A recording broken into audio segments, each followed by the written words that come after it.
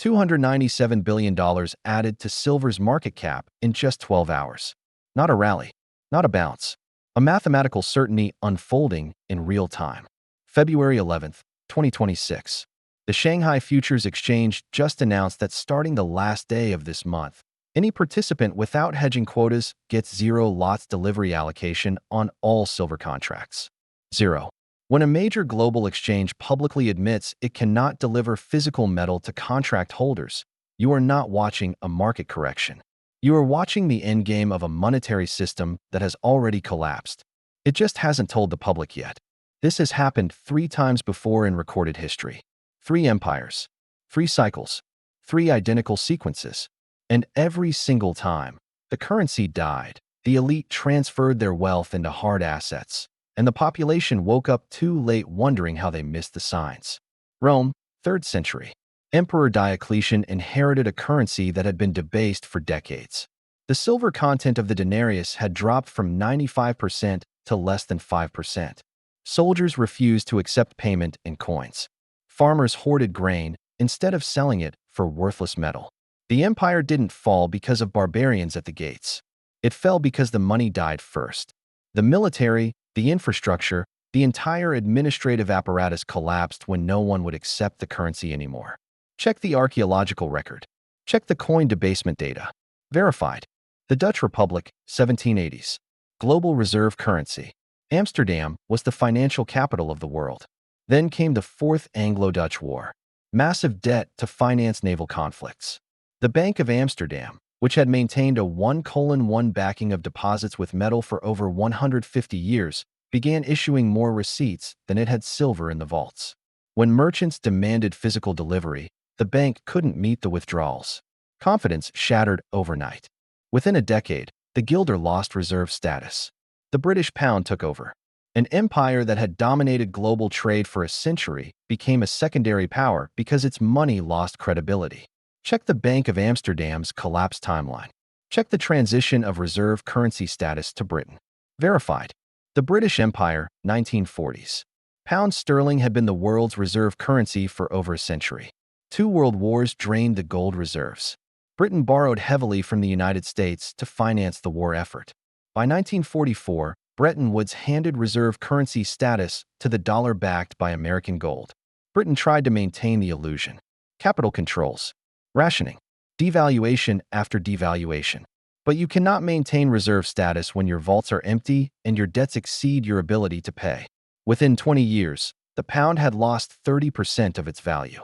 The empire dissolved, not because they lost battles, but because they lost monetary credibility. Check the Bretton Woods Agreement. Check Britain's gold reserves in 1945 versus 1925. Verified. Same pattern.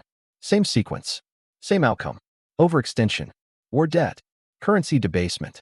Loss of physical metal backing. Collapse of confidence. Transfer of wealth to those who saw it coming. 3 times in history, this exact cycle has destroyed empires. And right now, in 2026, the United States is in the final stage of that identical sequence. We are not approaching the cliff. We have already walked off it. The ground just hasn't appeared yet. U.S. national debt just exceeded $36 trillion. That's not a number anymore. That's a mathematical impossibility. Interest payments alone are now over $1 trillion per year. More than the defense budget. More than Medicare. The government is borrowing money just to pay the interest on money it already borrowed. This is not a political issue. This is not left versus right. This is arithmetic. When your interest payments exceed your ability to tax, you have 2 options: default or print. There is no third option. Check the Treasury's own debt to GDP projections. Check the interest payment schedule. It's public data. They're not even hiding it anymore. The COMEX, the primary price-setting mechanism for silver in the Western world, currently has 101 million ounces of registered silver in its vaults. That's the metal actually available for delivery. But the open interest, the paper contracts representing claims on that silver, sits at 68,000 contracts. Each contract represents 5,000 ounces. Do the math. That's 340 million ounces of paper claims on 101 million ounces of physical metal. A 3.4-to-1 ratio. For every ounce of real silver in the vault, there are over 3 paper contracts claiming ownership of it. This is not a conspiracy theory. This is publicly reported data updated daily on the COMEX website. Go check it yourself right now. And while Western vaults are draining, Shanghai is paying a premium. As of today, silver in Shanghai is trading at $89.67 per ounce spot and $92.29 per ounce futures. Western spot is at $85.90. That's a $3.77 premium for the exact same metal. Why would Chinese buyers pay more for silver than Americans? Because they're not buying paper contracts. They're taking physical delivery. And when you demand physical metal instead of accepting a cash settlement, you discover the real price. The premium is the market screaming that physical is separating from paper. The Shanghai Futures Exchange data is publicly available. Check the premium yourself. It's been widening for months. Now connect this to what just happened. Shanghai Futures Exchange, official policy change, effective the last day of February. Participants without hedging quotas get 0 lots delivery allocation. Read that again. If you don't have a hedging quota, you cannot take delivery of physical silver even if you hold a contract that legally entitles you to it. An exchange is publicly announcing it will not honor delivery obligations. That is not a temporary supply disruption. That is an admission that the physical metal does not exist to back the paper contracts being traded. When have you ever seen a major global exchange suspend delivery rights? This is not normal market behavior. This is endgame behavior. And it's not just Shanghai. In the last 7 days, the Shanghai Futures Exchange has suspended 20 account groups for trading violations. 20 in 1 week. When an exchange starts mass suspensions, it's because participants are trying to exploit the gap between paper price and physical availability. They're demanding delivery, rolling contracts forward, anything to get their hands on actual metal. The exchange is panicking because if too many contracts stand for delivery simultaneously, the entire pricing mechanism collapses. Everyone discovers there isn't enough physical metal to satisfy the claims. Check Article 16 of the SHFE exchange regulations. The suspension authority is documented. The number of suspensions is publicly reported. While Shanghai is restricting delivery, Western vaults are bleeding metal. Yesterday alone, 861,000 ounces of silver left the COMEX. One single day, March contracts are being closed and rolled forward at an accelerated pace. If this continues, there might be enough silver to satisfy March delivery. But that's a massive if. Because every month, the same game plays out. Roll the contracts forward. Delay physical delivery. Hope that enough traders accept cash settlement instead of demanding metal. But eventually, someone is going to refuse to roll. Someone is going to stand for delivery. And when that happens on a large enough scale, the COMEX will face the same choice Shanghai just made. Restrict delivery or admit there's no metal. Bloomberg just reported gold demand surging in Hong Kong ahead of Lunar New Year. Retail clients are buying small bars and coins as gifts. Standard holiday story. But buried in the middle of that report was a single sentence that matters more than all the festive spending narratives.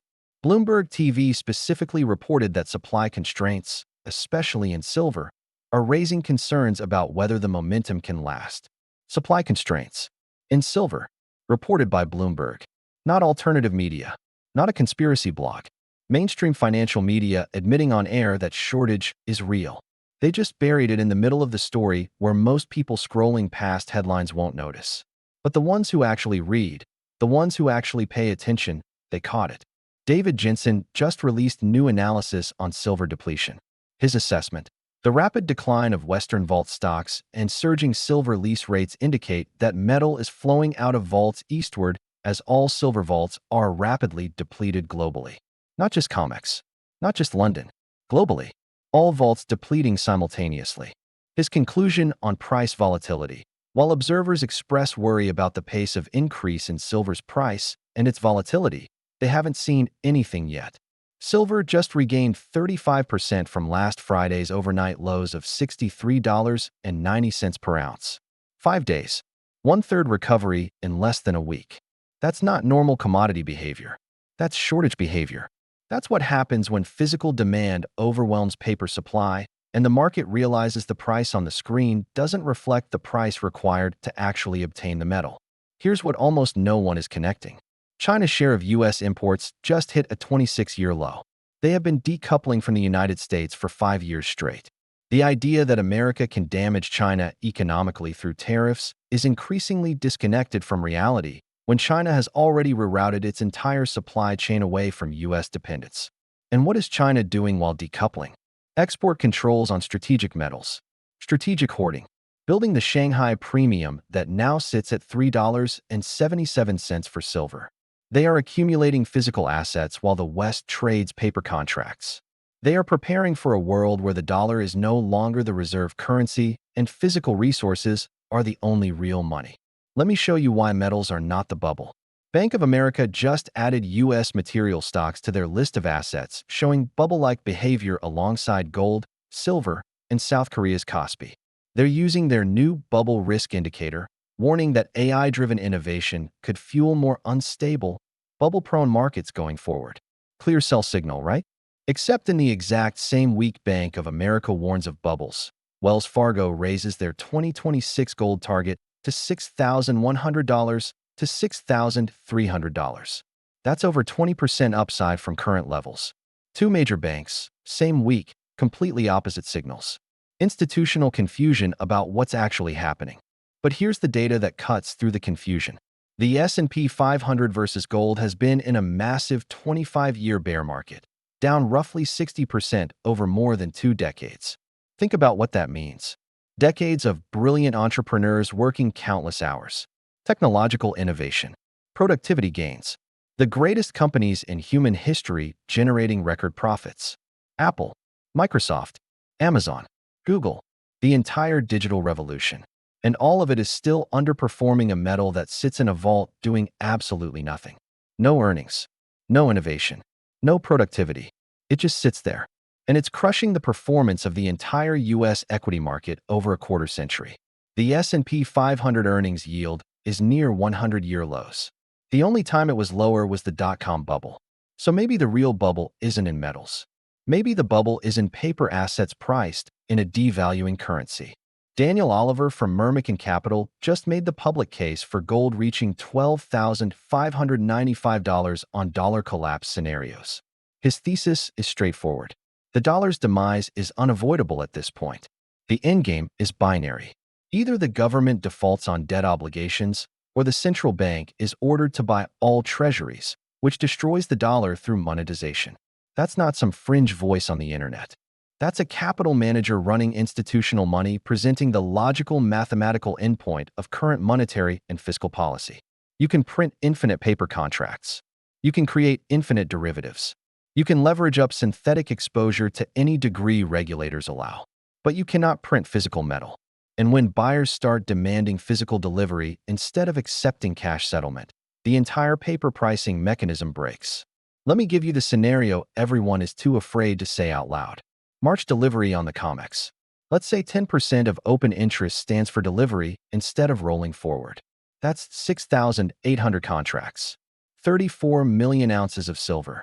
But there are only 101 million ounces of registered silver in the vaults, and most of that is already claimed or encumbered.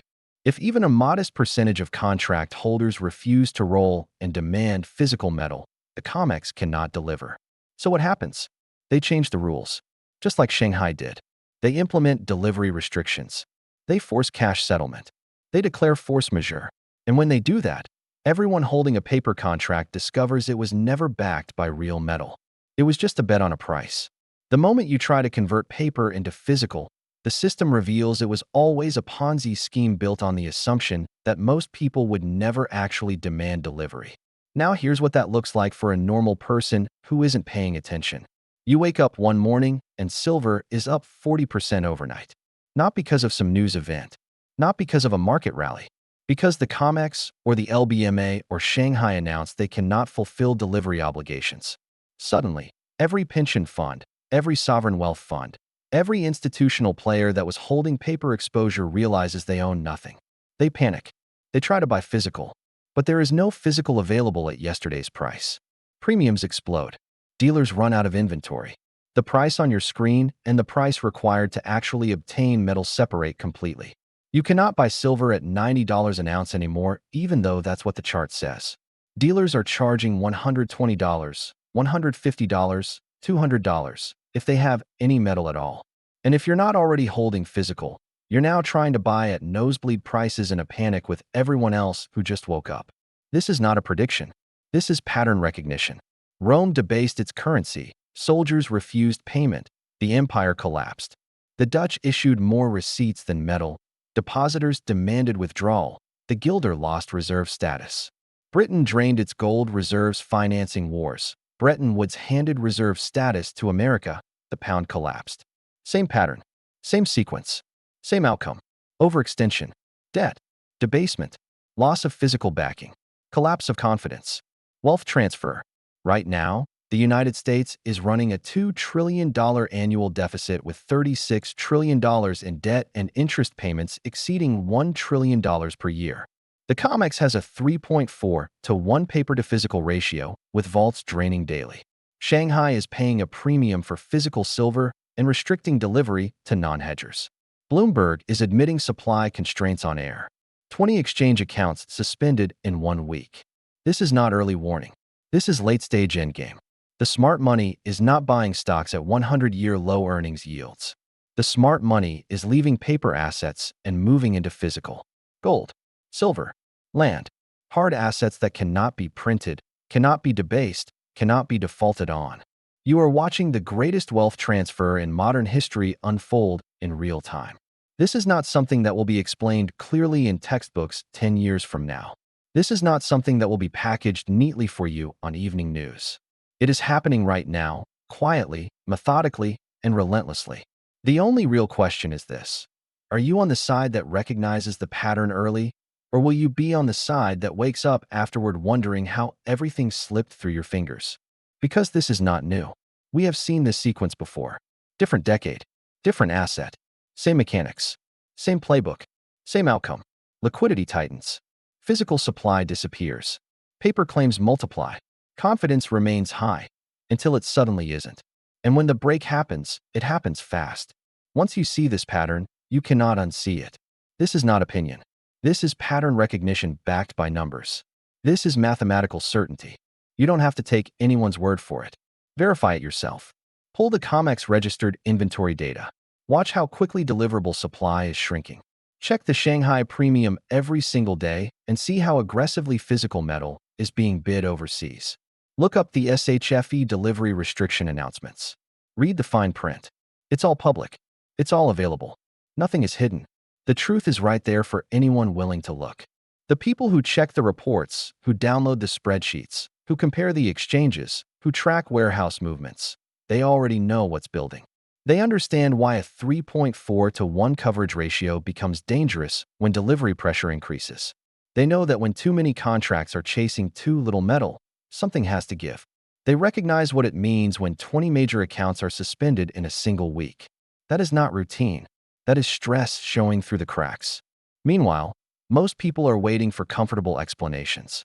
They are waiting for mainstream media to translate this into safe, familiar language that doesn't challenge their worldview. They want reassurance. They want stability. They want someone to tell them everything is under control. And by the time that narrative collapses, prices will already be higher, access will already be restricted, and opportunities will already be gone. Then they'll ask, why didn't anyone warn us? This is the warning. The data is public. The sources are verifiable. The signals are flashing. This is not financial advice. This is financial warfare education. This is about understanding how capital moves when systems come under pressure. The system is not broken.